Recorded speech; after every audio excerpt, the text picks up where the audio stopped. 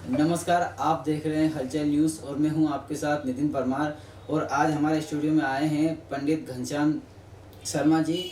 ये हमें बताएंगे कि दिवाली का क्या महत्व है, कब से कब तक दिवाली मनाई जाती है और दीपावली के जो पाँचों दिन हैं उसमें किस तरीके से रहना चाहिए, किस तरीके से पाँचों दिन मनाने चाहिए। धन्यवाद। दीपावली जो है दीप की मालिकाओं से जो आवृत है, जो प्रकाश का बहुत परम पवित्र सनातन धर्म में हमारा जो त्यौहार है, इसको श्रद्धा पूर्वक सनातनी को मनाने के लिए एकादशी से उस व्रत को आरंभ करना चाहिए और पूजन आरंभ करना चाहिए। एकादशी जो है वैकुंठ के द्वार खुलने और जो है भगवान की प्राप्ति का बहुत सर्वश्रेय साधन है। एकादशी के दिन जो है भगवान का पूजन करना चाहिए, व्रत करना चाहिए और भगवान विष्णु के मंदिर में जाकर के अपने घर में जहाँ भगवान ठाकुर जी विराजमान हैं वहाँ पर जो है अपने को सुंदर एक दीपक जो है लगाना चाहिए और निरंतर भगवान विष्णु का चिंतन और पूजन करना चाहिए। जब द्वादशी आ जाए तो द्वादशी में सबस्सा गाय का पूजन करना चाहिए। जो अपने घर में हो तो वहाँ गौशाला में जा कर के, अन्यथा जो है कहीं भी जहाँ उपलब्ध हो गायें वहाँ जा कर के उनको हल्दी लगाना चाहिए, स्नान कराना चाहिए, विभिन्न प्रकार से श्रृंगार करके उनके लिए सुंदर भोग वगैरह लगाना चाहिए। क्योंकि क्षुरोदान संभूते, क्योंकि कामधेनु भी समुद्र से, जहाँ लक्ष्मी समुद्र से उत्पन्न हुई है वहीं जो है गौ माता भी सबसे पहले कामधेनु भगवती हमारे लिए उत्पन्न हुई, जो हमको पंचगव्य प्रदान करती है। पंचगव्य में जो है सबसे प्रथम जो है गोमूत्र, जहाँ लक्ष्मी स्वयं निवास करती है, गोबर जहाँ स्वयं जो है लक्ष्मी का स्वरूप है। जो नित्य गोबर और गोमूत्र का स्नान करता है, लक्ष्मी उसको छोड़कर नहीं जाती है। लोग कहते हैं ना कि मेरे पास पैसा नहीं टिकता है, लोग कहते हैं कि हमारे पास पैसे नहीं रहते हैं, हमारी तिजोरी में पैसा नहीं रहता है। मैं ये कहता हूँ कि जो लोग गोबर से स्नान करते हैं, तन्मे रोगन च शोकंश तन्मे दयतु गोमय, जो रोग और शोक को विनाश कर देती है, ऐसे गोबर का स्नान और गोमूत्र का जो है स्नान करने से, गाय माता की सेवा करने से लक्ष्मी उसका त्याग नहीं करती, उसको छोड़ती नहीं। इसलिए द्वादशी के दिन लक्ष्मी पूजन से पहले धेनु रूपी स लक्ष्मी, धेनु रूपेण या लक्ष्मी, वो जो धेनु रूप लक्ष्मी है, जो कामधेनु जो समुद्र से उत्पन्न हुई है, द्वादशी के दिन सबस्सा गाय का पूजन करें, उनको सुंदर अच्छे पकवान और मिठाई आदि का भोग लगाएं, प्रणाम करें, परिक्रमा करें। और अगर कोई रोगी हो, दुखी हो, तो आपको क्या करना है कि एक लोटा जल लेकर के और उसकी पूंछ को जो है, गौ माता की पूंछ को उसमें लगा करके, और उस बालक पर हो, बालिका हो या कोई स्त्री हो, पुरुष हो, जो भी कोई रोगी हो, उसके ऊपर छींट करके और अपने को निरोगिता का जो है लाभ उठाना चाहिए। ऐसे सुंदर जो है द्वादशी को मनाएं और गौशाला में जाकर वहाँ सेवा करें। और गौ माता के लिए यदि आप संपन्न हो तो गाय के लिए जहाँ गौ माता की सेवाएं होती है वहाँ कुछ जो है अपने को दान करना चाहिए। और उसके बाद जो है गौ माता की परिक्रमा करके आशीर्वाद प्रदान करना चाहिए। तीसरे दिन जो है धनतेरस कहलाती है, जो धन त्रयोदशी धन्वंतरी का जन्म है। समुद्र मंथन में जैसे गौ माता आई, लक्ष्मी आई, लेकिन अमृत का कलश लेकर के भगवान स्वयं धन्वंतरी उस दिन प्रकट हुए और भगवान धन्वंतरी अमृत कलश लेकर के प्रभु, इसलिए धन त्रयोदशी मनाई जाती है। लेकिन लोग कहते हैं धनतेरस धनतेरस करके वो धन्वंतरी के नाम से उसका धनतेरस हो गया। और लोग अब भ्रम स्वरूप से उस दिन बर्तन खरीदने जाते हैं। यद्यपि पहले पात्र खरीदते थे तो तांबा के थे, पीतल के पात्र थे, चांदी के पात्र थे, ऐसे पात्र थे। अब तो स्टील यानी लोहे का पात्र है। तो चूंकि लोहा घर लेकर आना, धनतेरस के दिन अपना नगद व्यवहार का जो है चलित धन उनको प्रदान करना, कोई गाड़ी खरीदता है, कोई क्या, ये यद्यपि वो अच्छा करे, खूब अपना उत्सव मनाए, मैं उससे कोई प्रतिकूल नहीं हूँ, लेकिन गहने खरीद सकते हैं अपन, सोना के, चांदी के, तांबा पीतल के पात्र खरीद सकते हैं अपन, लेकिन स्टील और लोहा की धातु धनतेरस के दिन ऐसा कहीं मुझे शास्त्र में देखने को नहीं मिला कि उस दिन जो है ऐसी वस्तुओं को अपने को घर लाकर उनका पूजन तो क्या करना चाहिए। अगर कोई शास्त्र विधि की बात पूछे तो धन्वंतरी भगवान का पूजन करना चाहिए। और धन्वंतरी भगवान स्वयं जो कलश अमृत लेकर के मनुष्य के लिए जो है आयु आरोग्य प्रदान करते हैं। आप बताइए कि लक्ष्मी पूजन से पहले क्या सुंदर हमारे शास्त्र की विधियां हैं कि सबसे पहले क्या हुआ, लक्ष्मी तो बाद में, लेकिन सबसे पहले क्या, आयु की प्राप्ति। और आयु कहाँ से, धन्वंतरी का पूजन करने से। हमारे अंदर जो पुण्य है, आज लोग पुण्य को कुछ समझते नहीं। पहले बहुत पुण्य के विषय में लोग जानते थे, और ये पुण्य कमाने का ही 5 दिन का अवसर है, और पुण्य के बल से ही इस महापर्व को मनाया जा रहा है। दान और पुण्य का प्रभाव बलि राजा पहचानते हैं, इसलिए बलि राजा के ही राज्य का अवसर है ये देवताओं का राज्य नहीं रहता है।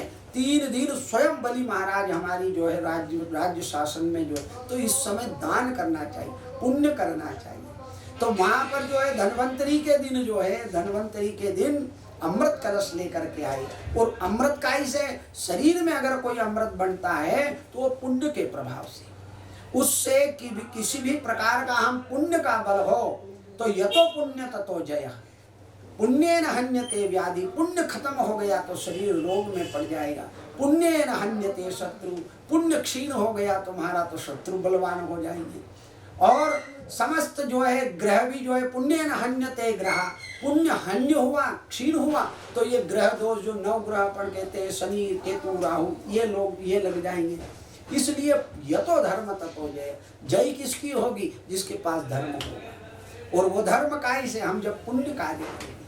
तो ये पुण्य कार्य क्षेत्र में अमृत की तत्व की प्राप्ति, और वही हमारे शरीर में अमृत रूपी तत्व है, जिसके कारण हम भोजन पचा पाते हैं, जिसके कारण हम जो है जो कमा रहे हैं इसका उपभोग कैसे करेंगे। हमने शक्कर कमा लिया, हमने धन कमा लिया, अब धन का उपयोग क्यों, अगर शक्कर में अगर कमा लिया और डॉक्टर ने कह दिया शक्कर तुमको शक्कर हो गई, तो हम तो उसका उपभोग नहीं कर पाते।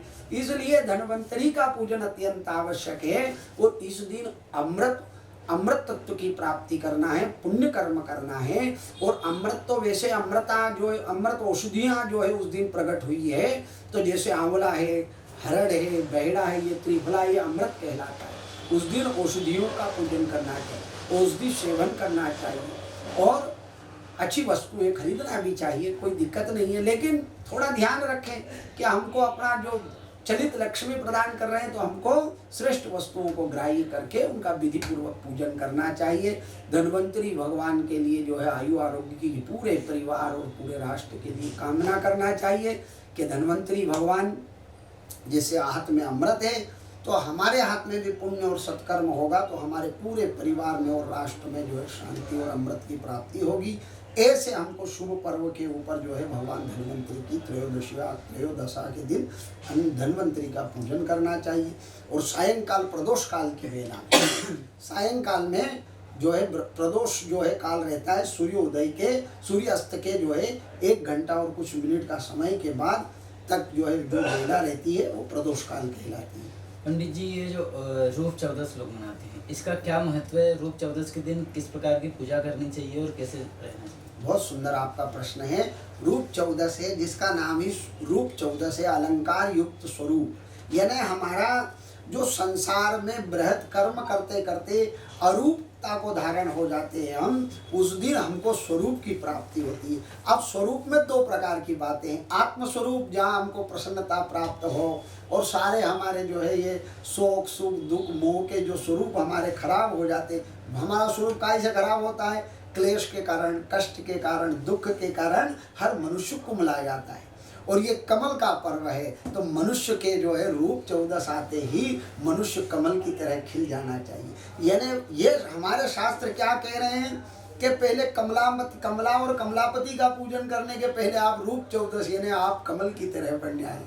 तो वह रूप चौदस मतलब हमको नानाविध हमको जो है शोक दुख से मुक्त करने वाली रूप चौदस होती है। इस दिन ब्रह्म मुहूर्त की वेला में स्त्री और पुरुषों को अभ्यंग स्नान करना चाहिए। और उस दिन क्या करना चाहिए? तेल में तिल का तेल डालना चाहिए, थोड़े तिल भी डालना चाहिए, हरिद्रा घेरना चाहिए और थोड़ी दुर्वा और अपामार्ग, जिसको हम आंधी झाड़ा बोलते हैं, अपामार्ग के कुछ पत्र और कुछ जो है औषधियाँ जंगल से ला करके और उनको जो है जल में 3 बार घुमाएं, फिर अपने ऊपर उसको घुमाएं। इस भ्रमण करने मात्र से, बहुत सुंदर शास्त्रों ने कहा है कि शिरोधारण संभूते सीतालोष्ट समायुक्ता कंटका दलान्विता हर पाप अपामार्ग। क्या सुंदर बात कही।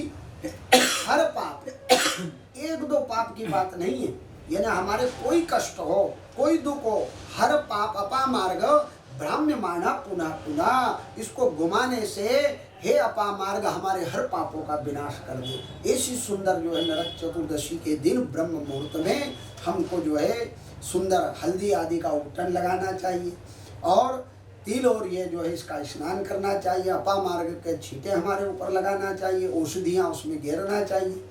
ऐसे स्नान करके सौभाग्यवती स्त्री भगवान जो है और पुरुष भी भगवान के सीधे मंदिर में जाए, जहाँ अपना स्वयं घर का मंदिर हो, वहाँ पूजन हो, जहाँ लक्ष्मी पूजा आदि होना है वहाँ पर जाए और भगवान के वहाँ सुंदर जो है लीप पोत करके दीपक लगाएं, अगरबत्ती लगाएं और विधि पूर्वक जो है भगवान का वहाँ पूजन करें और विधि पूर्वक उनको जो है भाव पूर्वक उनको प्रणाम करें और प्रणाम करके उनसे भगवान से आशीर्वाद प्राप्त करें।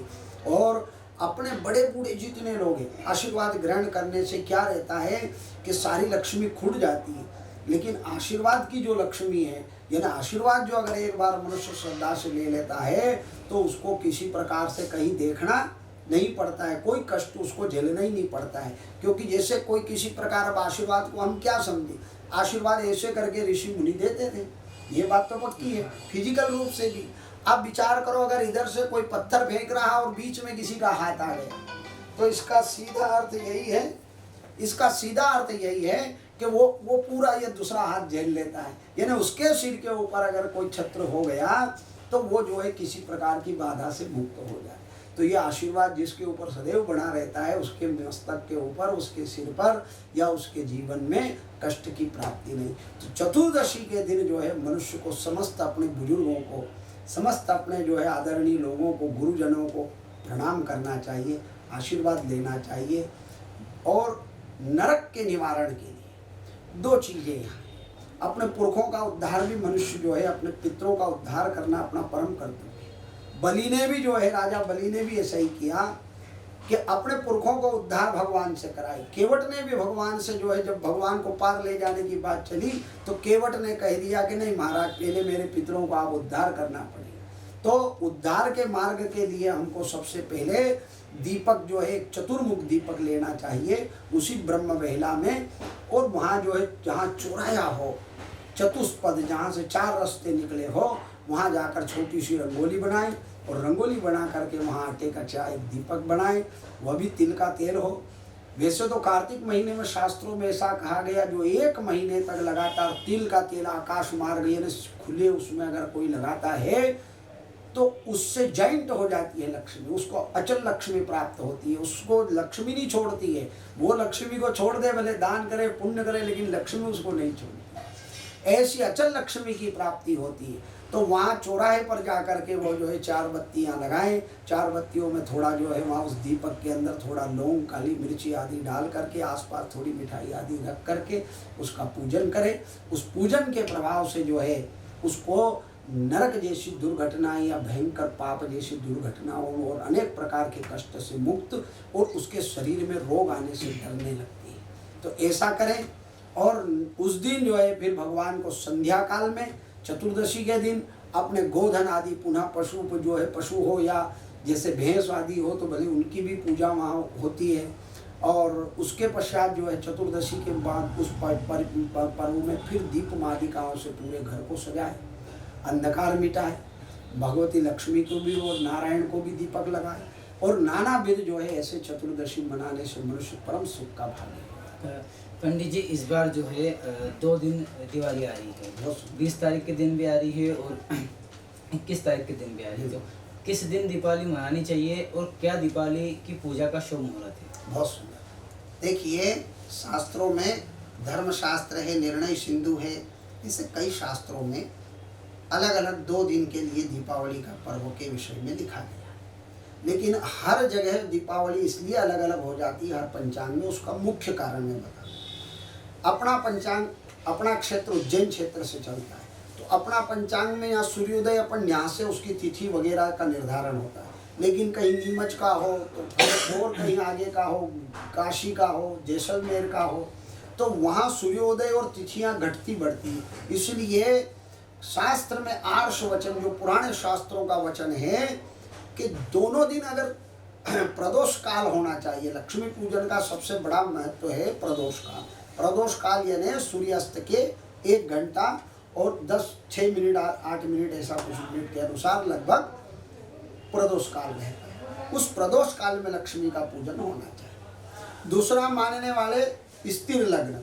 स्थिर लग्न यानी वृषभ लग्न। वृषभ लग्न में स्थिर लक्ष्मी की प्राप्ति के लिए, जो हमारे घर में हमेशा लक्ष्मी बनी रहे, उसके लिए जो है वो वृषभ लग्न की जरूरत है। तो यहाँ इस वर्ष में दोनों दिन 20 तारीख और 21 तारीख दोनों दिन जो है 20 और 21 दोनों दिन प्रदोष काल में जो है अमावस्या की प्राप्ति हो रही है। लेकिन कुछ जगह अमावस्या 5 बजकर के कुछ मिनट पर समाप्त हो रही है। तो 20 तारीख को अपने को 2 योग बड़े प्रबल मिल रहे हैं। मैंने कई पंचांग और कई जो है आर्ष अपने मनीषियों का वो सुन करके मैं स्वमत से ऐसा जो है कह रहा हूँ कि 20 तारीख को मनाना अपना बहुत श्रेयकर है, क्योंकि अमावस्या की प्राप्ति भी है और साथ में प्रदोष काल भी है। तो अपने को 20 तारीख में 2 योग अच्छे मिल रहे हैं। पूरी रात अमावस्या रहेगी, चूँकि उस दिन प्रतिपदा हो जाएगी। दूसरे 21 के दिन तो 5, 6, 5, साढ़े 5 बजे बाद ही प्रतिपदा लग जाएगी। तो प्रतिपदा कोई बात नहीं, वृद्धि तिथि में कई पंचांगकारों ने कहा कि वृद्धि तिथि में हम पूजन कर सकते हैं, पर चूंकि हमको प्रदोष काल और अमावस्या दोनों मिल रही है तो हम वृद्धि तिथि के लिए अब क्यों जाएंगे। इसलिए दोनों हमको 20 तारीख को करना बहुत सही है। 20 तारीख को जो है बहुत शुभ वेला जो है पंचांग के अनुसार अपनी शुभ वेला जो है, अगर प्रातः काल में कोई कुछ पूजन करना चाहे तो प्रातः काल 6 से 8 तक अमृत का चौकड़िया रहेगा सोमवार सुबह, और 9 बजे से 10:30 तक शुभ का चौकड़िया रहेगा। इसमें भी आप पूजन कर सकते हो। संध्या काल में करना चाहे तो 4:30 से 6 बजे तक अमृत की वेला रहेगी, लाभ और अमृत की वेला। इसमें भी पूजन करना चाहते हो तो कर सकते हैं। प्रदोष काल 5:54 से 8:20 तक जो है प्रदोष काल सायंकाल में है। ये बहुत अत्यंत शुभ मुहूर्त है। और वृषभ लग्न भी 7:32 से वृषभ लग्न आ गए। तो प्रदोष काल और वृषभ लग्न अगर दोनों को ज्वाइंट हम कर दें तो 7:32 से 8:20 के बीच में वृषभ लग्न भी रहेगा और प्रदोष काल भी रहेगा। यानी ये सबसे अमृत वेला है, इसमें लक्ष्मी पूजन करना चाहिए। यूं वृषभ लग्न 9:30 बजे तक है। रात्रि में सिंह लग्न जो है 11:55 यानी 12 बजे के आसपास से आरंभ होगा, तो वो जो है 4 बजे तक रहेगा। इनमें अपने को क्या करना है, विपुल लक्ष्मी की प्राप्ति, घर में दरिद्रता का विनाश, घर में कोई भी मनुष्य दरिद्र नहीं होना चाहिए। क्योंकि रामचरितमानस में कहा गया है कि नहीं दरिद्र सम दुख जगमाई और संत मिलन सम सुख जगनाई। दरिद्रता के समान कोई पाप है ही नहीं, दुख है ही नहीं जीवन में। मनुष्य जो है हर प्रकार से सबसे बड़ा अगर कोई दुखी है तो वो दरिद्र है, और दरिद्र नारायण को भगाना ही हमारी लक्ष्मी की परम जो है इस त्योहार को मनाने का लक्ष्य है। तो यहाँ पर जो है लक्ष्मी जो है, लक्ष्मी पूजन के लिए हमको फिर बाद में लक्ष्मी पूजन हो जाए, विधि पूर्वक लक्ष्मी का पूजन करें। लक्ष्मी पूजन में हमको क्या करना चाहिए, लक्ष्मी पूजन में जो है आरंभ काल में जो है भगवती लक्ष्मी को, वैसे तो परंपरा तो यह है कि लक्ष्मी कुबेर और सरस्वती गणपति का पूजन होता है, लेकिन कुछ शास्त्रों का अध्ययन जब हम करें तो एक नई बात हमको सामने आती है कि भगवती लक्ष्मी जो है, आज बलि के यहाँ एक बहुत अच्छी, मैं आर्ष ग्रंथ की आपको बहुत अच्छी बात बताता हूँ कि लक्ष्मी जो है भगवान को दीपावली जब मनाते हैं अपन, तो ये बलि का राज्य होने से दीपावली मनाई जाती है। तो बलि का राज्य कैसे हुआ, बलि जो है भगवान बलि ने एक विश्वजीत यज्ञ किया था। उस यज्ञ में देवताओं पर विजय पाने के लिए उसने यज्ञ आरंभ कर दिया, और अपने जो है गुरु थे शुक्राचार्य राक्षसों के, तो उनके निर्देशन में यज्ञ कर रहा था। भगवान वामन जो है जन्म लेकर के माता अदिति से और सीधे बलि के यज्ञ में जाते और 3 पैर पृथ्वी की प्रार्थना कर। जब उन्होंने करी तो 2 पैर में उन्होंने सब नाप लिया। तीसरा पैर उनने जो है बलि ने स्वयं अपना शरीर नपा दिया। तो उनने कहा, राजन अब तुमने सब दे दिया, तुम्हारा कहीं अधिकार नहीं है, यज्ञ बंद करो और तुम रसातल में जाओ। भगवान की आज्ञा मानकर बलि रसातल को जाने लगा। तब भगवान प्रसन्न हो गए कि धन्य है इस देने वाले ने अपना तन मन धन। आदमी तन मन दे सकता है, समझ गए, धन दे सकता है, मन दे सकता है, तन नहीं दे सकता आदमी। तन देने वाला बहुत दुर्लभ है संसार में, इसलिए उन्हें तन भी अपना अर्पित कर दिया कि ये शरीर भी तुम्हारा। सब समर्पित हो गए तो भगवान जो समस्त समर्पित कर देता है भगवान उसी के हो जाए। इसलिए आरती में गाते तन मन धन जो कुछ है सब तेरा। पर भगवान को तीनों अर्पण अगर कोई कर देता है तो समझ लो भगवान उसी के हो जाते। कितनी कथा में आपको उसका उदाहरण बता सकते। बलि ने भी वही किया कि ये तन मन तो दे ही दिया मैंने, धन तो दे ही दिया, मन भी दे दिया, अब ये तन भी ले लो। भगवान ने कहा मैं सर्वस्व तेरा हो गया बलि, बता मुझे, मैं मांग, अब मांगना पड़ेगा। बलि ने कहा मैंने सब दे दिया, मांगत से हम मांगत नहीं, तुमसे हम अब क्या मांगे। किसी को हम दे दें और फिर हम उससे बोले कि तुम हमको दो, वापस दो, तो हमको भी थोड़ी लज्जा आती है। भगवान ने कहा, बलि ने कहा कि नहीं नहीं महाराज, मैंने सब दे तुमको दे दिया, हमने तुमसे मांगता नहीं। अच्छा, फिर भी अगर आप चाहते हो तो मैं आपसे एक विशिष्ट बात मांगता हूँ। बलि ने क्या मांगा? दो बात में मांगना चाहता। एक तो सदैव आप जहाँ रसातल में मुझे पहुँचा रहे ना, वहाँ आप जो है मेरे सदैव द्वार पर खड़े रहे। मैं ऐसा दर्शन, दिव्य दर्शन करना चाहता। तो नारायण सदैव के लिए बंद गए। कैसे बंद गए? ये दान का प्रभाव, ये पुण्य का प्रभाव। वो नहीं देता तो भगवान उसके द्वार पर नहीं आते। आज भगवान को बांध लिया उसने। बलि से कहा मैं और प्रसन्न हूँ, कुछ मांगना है कि 3 दिन भगवान मेरा राज्य होना चाहिए, मैं 3 दिन का राज्य मांगू। तो बलि का ये राज्य शासन है। भगवान इस 3 दिन के अंदर, त्रयोदशी, चतुर्दशी और अमावस्या, 3 दिन भगवान, यहाँ भगवान का राज्य नहीं होता, ये बलि का राज्य। इसलिए दीपावली मनाई जाती है। आर्ष ग्रंथों में ऐसा मुझे मिला है कि बलि के राज्य शासन चल रहा है। तो बलि के राज्य शासन का जब सुना सारे देवी देवता, गंधर्व, सिद्ध, चारण, गुह्यकों ने, तो अप्सराएं नृत्य करने लगी। ये हमारी जड़ियाँ बूटी, औषधि, जल वल, ये वो सब जितना है, ये जितना। इसलिए कार्तिक मास में इन महीनों में साधारण जल से भी अगर ब्रह्म मुहूर्त में हम स्नान करें तो जले गंगा, जल में गंगा निवास करती, और तेल आदि में लक्ष्मी का निवास। तेल से और उबटन से हम स्नान करें तो लक्ष्मी हमारे शरीर पर जो है विराट निवास करे। तो वहाँ पर जो है उन्होंने, बलि ने जो है 3 दिन के लिए महाराज मेरा शासन होगा, भगवान ने तथास्तु कहा। अब भगवान छूट करके आए तो लक्ष्मी पूजन कैसे करना है? तो सबसे पहले मैंने ये कहा कि जैसे ही भगवान माँ लक्ष्मी नारायण वहाँ से आए तो भगवान जो है लक्ष्मी नारायण का, सब लोगों ने, कमल में भगवती लक्ष्मी का निवास है तो कमल सैया, सुंदर उनकी सैया लगाई और लक्ष्मी नारायण की पूजन की। तो हमको लक्ष्मी पूजन से पहले भगवान लक्ष्मी नारायण का पूजन करना चाहिए। पंडित जी, इसमें जो है कुछ लोग सिर्फ लक्ष्मी माता की तस्वीर या मूर्ति रखकर पूजा करते हैं। हाँ, तो इसमें किन किन देवताओं के साथ में पूजा करनी चाहिए? हाँ, देखिए, लक्ष्मी नारायण का पूजन युगल करना चाहिए और साथ में कुबेर का पूजन करना चाहिए, सरस्वती का पूजन करना चाहिए। क्योंकि ज्ञान के बगैर लक्ष्मी का हम उपयोग कैसे करेंगे? बिल्कुल लक्ष्मी आ गए और बुद्धि है ही नहीं, तो इसलिए सरस्वती का अहम महत्व है। तो हमारे उसके साथ सरस्वती का पूजन और गणपति, यानी विघ्न नहीं आए हमारे जीवन। हमारे शास्त्र में जो पूजन का ढंग है बहुत, अगर उस केवल उस मूर्तियों को देखकर हम समझें तो भी बड़ा आश्चर्य होता है कि साथ में गणपति, विघ्न नहीं होना चाहिए। तो निर्विघ्नता के लिए गणपति का पूजन, वहाँ पर जो है लक्ष्मी का पूजन, कुबेर का पूजन, और वहाँ जो है भगवान का पूजन करके विधि पूर्वक उनका षोडशोपचार, पंचोपचार या जैसी अपनी परंपरा हो घर में स्नान कराएं, उनको दूध से स्नान कराएं, श्री सूक्त का पाठ करें, याद हो तो कनकधारा स्रोत का पाठ करें, या श्रीम श्रीय नमः मंत्र का जाप करें, या ओम श्रीम श्रीपतये नमः, श्रीपतये नमः, ऐसा भी जप करने से मनुष्य को लक्ष्मी प्रसन्न हो। तो ऐसे विधि पूर्वक वो करें, पूजन करें, थोड़ी गूगल की धूप लगाएं और माता लक्ष्मी की, कुबेर की कपूर से फिर विधि पूर्वक आरती करें। सुंदर मिष्ठान बनाएं। मिष्ठानों में क्या है?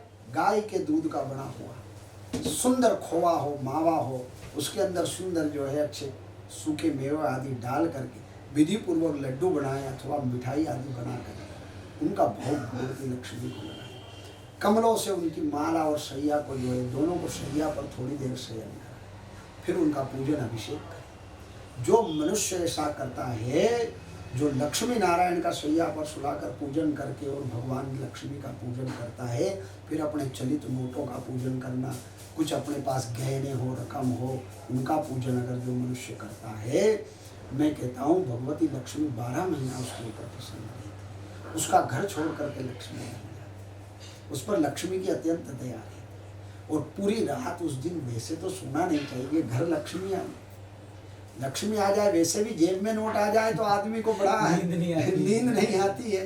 तो आज तो लक्ष्मी के लिए द्वार खुला रख करके लोग रात भर जप करना चाहिए। 4 रात्रि में सोना नहीं चाहिए। जिस दिन देवता स्वयं घर आ रहे हो उस दिन सोना ही नहीं चाहिए। तो विधि पूर्वक जो है लक्ष्मी का उस दिन रात भर जाप करें, हवन करें, अपने गुरुओं से लेकर साधक मंत्रों का जाप करें, हवन पूजन आदि करें। जो ऐसा करता है 12 महीने के लिए उसको लक्ष्मी जो है कभी कभी उसको दरिद्रता नहीं देखती है, वो परम सुखी हो जाता है। पंडित जी, लोगों का ऐसा भी कहना है कि प्रभु श्री राम जब रावण का वध कर अयोध्या लौटे थे, इसलिए भी दीपावली मनाई जाती है। बिल्कुल सही बात कि ये वो भी पर्व है। और भी एक है, कार्तिक की चतुर्दशी के दिन भगवान हनुमान जी का जन्म भी होता है। तो वहाँ उसलिए भी कई जगह पर जो है भगवान हनुमान जी के जन्मोत्सव को भी मनाते हैं। और भगवान राम भी जो है इस दिन आए, तो पूरे जो है भगवान देवताओं के समूह में और मनुष्यों में पूरी अयोध्या को सजाई गई, इसलिए भी जो है दीपावली मनाई गई। बहुत सारी बातें जो है इसमें और भी कई कथाएं हैं, वो कारणों से भी जो है दीपावली मनाई जाती है। पंडित जी, इसमें जो पड़वा है, हाँ, पड़वा इस बार 21 को मनाएं या फिर 22 को मनाएं? प्रतिपदा यानी अन्नकूट गोवर्धन पूजन। गोवर्धन पूजन में क्या है कि उस दिन 21 के दिन जो है 5 बजे तक चूंकि अमावस्या है, और गोवर्धन का पूजन अन्नकूट महोत्सव जो मनता है वो जो है ठीक 12 बजे मनता है। 12 बजे उस दिन प्रतिपदा नहीं है, इसलिए सायंकाल तक प्रतिपदा रहेगी। इसलिए हमको जो है 22 तारीख को जो है प्रतिपदा मनाना चाहिए बुधवार के दिन। और वो जो है 12 मध्याह्न 12 बजे भगवान को अपने घर में ही, या वैसे अपन गोबर से भी गोवर्धन बनाते हैं अपने द्वार पर। पंडित जी, ये जो गोवर्धन पूजा है, ये गोवर्धन पूजा क्यों की जाती है और क्या इसका महत्व है? हाँ, गोवर्धन पूजन क्या है कि भगवान स्वयं गिरवर के रूप में जब भगवान प्रकट हुए, तो वो जो है गोवर्धन का जो पूजन करता है, गिरिराज जी की उसके ऊपर सदैव कृपा होती है। और गिरिराज जी का पूजन करके, परिक्रमा करके, और अपने पशुओं को जो है घर में, पहले अब तो पशु रहे नहीं घर में, लेकिन वो वहाँ द्वार पर जो है गोबर के ही ऐसे गोवर्धन बना करके उनके ऊपर अपने गाय गोधन आदि को निकालते थे, बेल बछड़ा आदि सबको निकालते थे। उससे जो है उन पशुओं पर जो है भगवान गिरिराज जी की अत्यंत कृपा होती। गोवर्धन पर दीपक लगाने से भगवती लक्ष्मी गोवर्धन पर निवास करती है, प्रतिपदा में जाकर के गोवर्धन पर निवास करती है।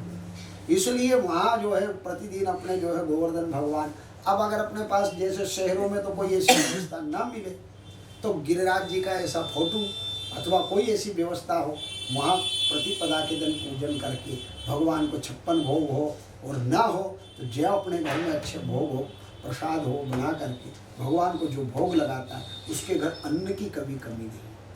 अन्नपूर्णा सदैव उसके घर निवास करती है। और गिरिराज जी उसको शुभ पुत्र पुत्रादि की प्राप्ति कराते हैं। गिरिराज जी उसको धन धान्य से समृद्ध करते हैं। इसलिए प्रतिपदा को भी अवश्य रूप से मनाना चाहिए। पंडित जी, इसमें भाई दूज का भी क्या महत्व है? दीपावली में, दीपावली के दूसरे दिन भाई दूज मनाई जाती है, बहनें अपने भाइयों को अपने घर बुला के भोजन कराती है, क्या इसका महत्व है?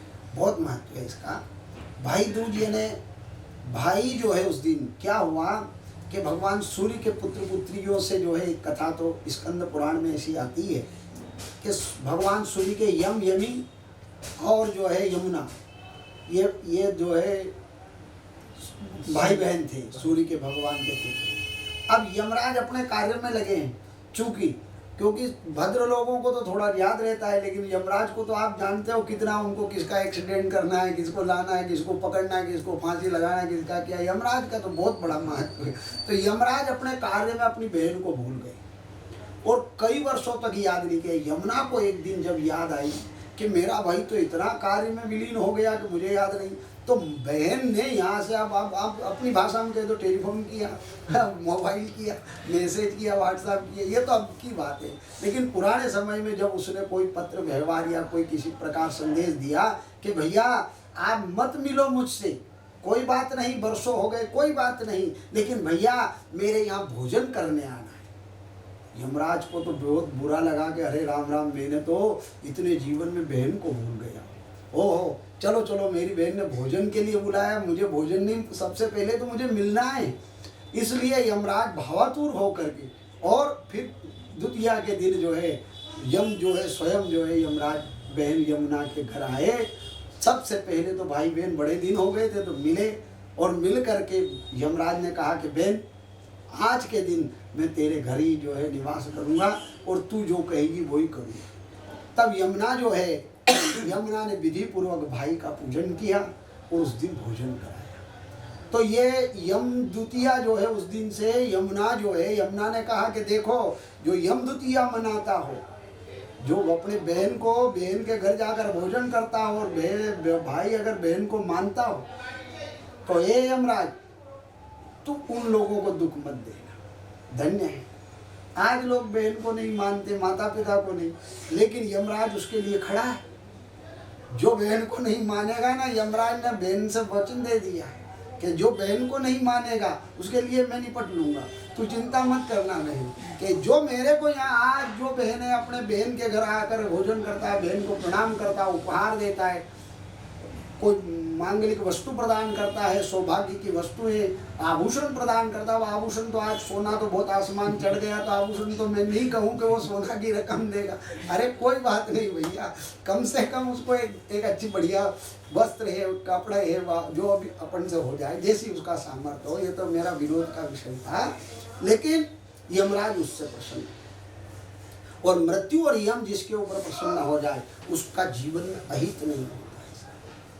काल का भी वो महाकाल है, काल किसके ऊपर प्रसन्न है? महाकाल के ऊपर प्रसन्न है, क्योंकि काल उसकी आज्ञा पर। तो यहाँ यमराज ने पूछा कि बहन मैं अत्यंत प्रसन्न हूँ, तूने मुझे बहुत अच्छा भोजन कराया और तूने और बहुत सारे प्रकार से बहन को उसने आभूषण, वस्त्र और बहुत प्रकार से दान किए। मैं तू मुझसे कुछ चाहती है कि हाँ, मैं एक ही बात चाहती हूँ कि जो यम द्वितीया के दिन बहन की पूजा करता है और बहन जो है बहन भाई की पूजा करते हैं, और जो इस प्रकार ये मिलाप होता है, तो उसके घर है यमराज, तू उन्हीं तेरे यम के दूध भी उसके घर में पहुँचा देगा। बहन की बात मानकर यमराज आज भी जो यम द्वितीया का व्रत करते हैं, कई लोग तो यमुना स्नान को जाते हैं और वहाँ जो मिल जाते हैं आपस में, कोई स्त्रियां मिल जाती, कोई पुरुष लोग, अब अपरिचित लोग, वो भाई बहन बन जाते हैं। और वो यम द्वितीया के भाई बहन हमेशा अपना रिश्ता निभाते। बड़े दूर दूर के मैंने ऐसे कई लोग देखे कि वो माँ मैंने कि इतनी दूर तुमने कैसे भाई बना लिया? अरे कि हम वहाँ यमुना स्नान को गए और वहाँ मुझे मिल गए। तो वो सदैव सदैव जो है वो भाई बहन ऐसे आनंद पाते। यम द्वितीया के दिन दवात की, कलम की, बही खातों की और अपनी तिजोरी की भी पूजा वापस की जाती है। वहाँ जो है क्योंकि लेखनी भी सरस्वती का स्वरूप है और पुस्तक भी सरस्वती का स्वरूप है, तो ये सरस्वती पर आकर के महालक्ष्मी, 14 महाकाली, फिर बीच में अमावस्या महालक्ष्मी और द्वितीया महासरस्वती का, ये महासरस्वती का पूजन होकर के ये 5 दिन अपने पूर्ण हो जाते हैं। ऐसे ये सुंदर शास्त्र का माँ सरस्वती का पूजन करें। बही खातों पर जो है सुंदर हल्दी और केसर का जो है स्वस्तिक बनाएं। महालक्ष्मी, महासरस्वती ऐसी जो है उनका पूजन करें। और दवात का पूजन, पहले दवात चलती थी, अब तो कलम चलती है, लेकिन पहले दवात, तो दवात का पूजन। और वहाँ जो है लेखनी, मार्जनी जिसको कहते थे, लेखनी का पूजन करें। ऐसे सारा जो है वहाँ विधि पूर्वक पूजन करें और ऐसे यम द्वितीया जो है मनाए, भाई दूज मनाए विधि पूर्वक, तो उसके जीवन में भी लक्ष्मी और सरस्वती की कृपा बनी रहे। यानी हम संसार में, और माया, लक्ष्मी माया है, तो माया में पढ़ करके हम अपने बंधनों को, माता को, पिता को, गुरुजनों को और भाई बहनों को आपस में न भूले। यानी ये एक समग्र रूप से हमको बांधने का भी एक बहुत बड़ा त्यौहार है। यानी ऐसा नहीं है कि केवल उत्सव मना लिया, नहीं नहीं, इन त्योहारों में एक जुड़ाव है, एक लगन है, और सब हम जब मिल करके आपस में मनाते हैं तो प्रेम का संचार होता है। आपस में पूरे राष्ट्र में राष्ट्र का प्रेम बढ़ता है, देश का प्रेम बढ़ता है। हम गली मोहल्ले में सब मिलकर पटाखे फोड़ते हैं तो गली मोहल्ले में प्रेम बढ़ता है, भाई भाई में प्रेम। एक दूसरे को हम मिठाई खिलाते हैं, एक दूसरे के साथ हम जो है ये मिठाई हमारी कैसी, ये आपकी कैसी, एक दूसरे के घर मिठाई पहुंचाते हैं, एक दूसरे का अभिवादन करते हैं। अभिवादनशील जो आदमी मनुष्य नम्र होकर ये त्यौहार हमको नम्र करते हैं। और अभिवादन यानी किसी का हम अपने घर आया कोई अभिवादन कर, तो सौभाग्यवती स्त्रियाँ अपने गुरुजन अपने परिवारों में भी जाती है, वहाँ भी आशीर्वाद लेती, सब लोग उसको फिर वहाँ मिठाई खिलाते। हमारे घर कैसी मिठाई बनी, यानी मधुरता का संचार करने वाला। और विज्ञान की दृष्टि से देखें तो रोगाणु विषाणु कीटाणु जो पूरी वर्षा ऋतु काल के जो रोगाणु कीटाणु फैले हुए थे उनको भी विनाश का समय आ जाता है। लिपाई पुताई होने, गोबर और गोमूत्र चार दिशाओं में जब दिखाई देता है ग्राम क्षेत्र में देखो तो उसकी गंध से ही सारे रोगाणु कीटाणु मिल जाते हैं। पंडित जी, कुछ महानुभाव जो लोग होते हैं वो कहते हैं कि दिवाली पर पटाखे नहीं छोड़ने चाहिए, उस विषय में आप क्या कहेंगे? नहीं, पटाखे अवश्य छोड़ना चाहिए। मैं तो शास्त्र का पहले ही प्रमाण आपको दे चुका हूँ कि पुरखों को जो अभागा मनुष्य होगा घर में, ऐसा नहीं कि बच्चे फोड़ रहे हैं तो वो बच्चे ही फोड़ रहे हैं, नहीं नहीं, चाहे एक फुलझड़ी लेकर वृद्ध से लेकर जो लोग हैं, भले लक्ष्मी माता के सामने खुले आकाश में जाकर एक बार ऐसी आरती जो कर देता है, पटाखे उजाला दिखा देता है, उनके पुरखों को उजाला होता है। इसलिए यहाँ पूरे कार्तिक में बत्तियां छोड़ी जाती है। कार्तिक का व्रत करती है माताएं, कार्तिक का स्नान करती है और बत्ती छोड़ती है, वो उजाला। यानी यहाँ यमलोक के महाभयंकर, यमलोक भयंकर अंधकार है। और हमारी जो घर की ये पवित्र आत्माएं, हमारे माता पिता दादा पुरखा लोग हैं, ये अमावस्या के दिन तो अवश्य हम मतलब ऊपर से देखते हैं अदृश्य रूप से, वायु अव्यक्त रूप से, कि हमको कोई प्रकाश दिखाए, हमको कोई मार्ग दिखाए, क्योंकि उनने हमको ये जीवन में मार्ग दिखाया, आज प्रकाश किया, आज हमको सब कुछ दे करके गए, तो उनको प्रकाश की जरूरत है। इसलिए एक बहुत सुंदर गुरु के विषय में एक श्लोक है, अज्ञानान्तिमिरान्धस्य ज्ञानांजन शलाकया चक्षुन्न मिलितम येन तस्मै श्री गुरु। अब इस श्लोक का अर्थ तो यह है कि मैं आंख बंद करके गुरु को प्रणाम करना, लेकिन मुझे गुरु कृपा से, भगवत कृपा से इसका बहुत दिव्य अर्थ दिखा। अज्ञानान्तिमिरान्धस्य ज्ञानांजन शलाकया, गुरु क्या है? अज्ञान रूपी अंधकार को विनाश कर देता है। यानी अज्ञान कब होगा, अज्ञात कब होंगे हम? चक्षुन्न मिलितम येन, जब हमारी आंखें बंद हो जाती है तो ये ज्ञान हमारा समाप्त हो जाता है। पृथ्वी का ज्ञान तो यही, हमको अपना घर है, लेकिन जब आंख बंद हो गई, मर गया, तो अब वहाँ क्या काम करेगा? वो कैसे जाएगा उस पार, या जहाँ भी उसको जाना होगा। अब आंखें तो शरीर की थी, अब आत्मा अव्यक्त रूप हो गया, तो वहाँ अनुभव गम्य, जैसे लाइट चली जाने पर में, आप समझिए लाइट चली जाए तब व्यक्ति को कहीं जाना हो तो वो दिखाई कुछ नहीं दे रहा, लेकिन उसको ये पता है यहाँ दीवार है, यहाँ सीढ़ी है, वो अनुभव के आधार पर नीचे उतर जाए। ये बात सही है, अनुभव के आधार पर वो अपने जहाँ गंतव्य पर पहुँच जाएगा। अगर उसको उस घर का अनुभव नहीं है तो गिर भी जाए, उसको सीढ़ी का अनुभव नहीं है तो गिर जाए, नहीं, तो अनुभव के आधार पर, यानी वहाँ क्या है, वो जो उसको ज्ञान, गुरुगम्य ज्ञान है, पूर्व ज्ञान बैठा है, उस ज्ञान के आधार पर वो मुकाम पर। ऐसे ही इस आत्मा में जब ज्ञान बैठ जाता है तो वो ज्ञान के आधार पर जो है दिव्य लोकों की यात्रा कर लेता है, ऊपर है। तो यहाँ अपने को उनको प्रकाश दिखाई देना पड़ता है, प्रकाश मार्ग। और इसीलिए ये दीपावली में जो है पटाखे फोड़ना चाहिए। हाँ, मैं ये नहीं कहूँ कि आप पटाखे फोड़ो तो भयंकर प्रदूषण कर दो, ये विषय मेरा नहीं। अगर प्रदूषण के विषय में कुछ लोग अगर कहते हैं हाँ तो अत्यंत जिनसे प्रदूषण होता है वो मत फोड़ो, लेकिन नहीं, ये अशास्त्रीय विधि नहीं है फटीका कि आप अशास्त्रीय विधि से आपने चला दिए हो कि मैंने चला, नहीं, वो शास्त्र ने चलाए हैं फटीका फोड़ो। तभी तो, अरे मेरा हिंदू धर्म एक कदम बिना कुछ शास्त्र के चलता नहीं साहब, ये तो धर्म ही विलक्षण है। फटीका क्यों फोड़ने लगा? बाकी और दिन नहीं फोड़ता है, दीपावली पर ही फोड़ता है। उसका मूल कारण ही यही है कि वो शास्त्रीय विधि है, अशास्त्रीय विधि नहीं है। कोई हमसे पूछे तो हम शास्त्र दिखा दें। हाँ, तो शास्त्रों में लिखा हुआ है कि उस दिन फटीके जरूर फोड़ना चाहिए और सभी को फोड़ना चाहिए। भले एक फोड़ दे, दो फोड़ दे, वृद्ध भी हो तो एक केवल अपना हाथ से हाथ लगा दे, लेकिन उससे उनके पुरखा लोग प्रसन्न हो। अंधकार में पड़े हुए, अभी आर्बिट छोड़ा था कि नहीं? अब बताओ, ऑर्बिट अभी छोड़ा, वैज्ञानिकों ने अध्ययन अभी किया, दक्षिण ध्रुव पर छोड़ा उन्होंने। जबकि गीता में तो कृष्णयान और 2 यान पहले से ही बता दिए कि 14 दिन का कृष्ण पक्ष होता है, 14 दिन का शुक्ल। ये शुक्ल कृष्ण पक्ष क्यों हो रहे? 14 दिन अंधेरा है, या अभी 14 दिन में अंधेरी रात चलती है, अमावस्या पर पूरा अंधेरा हो जाता है। इसलिए ही तो ये कहा गया। अब ये वहाँ प्रत्यक्ष हो रहा है कि नहीं सिद्ध, फिर हमारा ग्रंथ कैसे अशुद्ध हो सकता है, कैसे अनकरेक्ट हो सकता है? क्या बताओ, आर्षवाणी लिखी थी। इसलिए अंधकार को दूर करना है, और अंधकार को दूर करने के लिए फटिका फोड़े जाते हैं। उन फटिकों की आवाज़ जहाँ जहाँ तक पहुँचती है, उनके पुरखा अत्यंत प्रसन्न होते हैं, और वो प्रसन्नता से जो है अभिव्यक्त करते हैं, और उनके प्रकाश से वो उनको दिव्य गति प्राप्त होती है, और उनके पुरखा निर्भय हो जाते हैं। इसलिए फटिके जरूर फोड़ना चाहिए, एक सीमा में, अत्यधिक नहीं, किसी का नुकसान ना हो। बाल बच्चे को कैसा फटिका फोड़ना चाहिए, वो थोड़ा अपना वो ध्यान रखने का। भाई अब तुम बहुत बड़ा फटिका बच्चे को ही पकड़ा दिया, सुतली बाबू को पकड़ा दिया, तो वो तो अतिरेक हो जाएगा। मैं उसका नहीं कह रहा हूँ, लेकिन मैं शास्त्र विधि का पालन करते हुए और अपनी भी सावधानी रखते हुए जरूर फटिके फोड़ना चाहिए। फटिका तो एक अपने उत्सव का तो आनंद तो वही है। दीपावली और फटिका ही नहीं हो, दीपावली और दीप ही नहीं हो, तो बताओ उसका अंधकार जीवन भर कोई मिटा ही नहीं सकता। और पुरखे की और देवताओं की भी प्रसन्नता होती है। जब हम प्रकाश करते हैं तो देवताओं को प्रसन्नता होती है, देवताओं को भी अत्यंत प्रसन्नता होती है। इसलिए जरूर फटिके फोड़ें। तो हमारे साथ थे घनश्याम जी शर्मा पनवाड़ी वाले, और उन्होंने हमें बताया कि किस प्रकार से दिवाली के 5 दिन कैसे मनाने चाहिए, और फटीके क्यों फोड़ने चाहिए, और किस तरीके के फटीके फोड़ने चाहिए।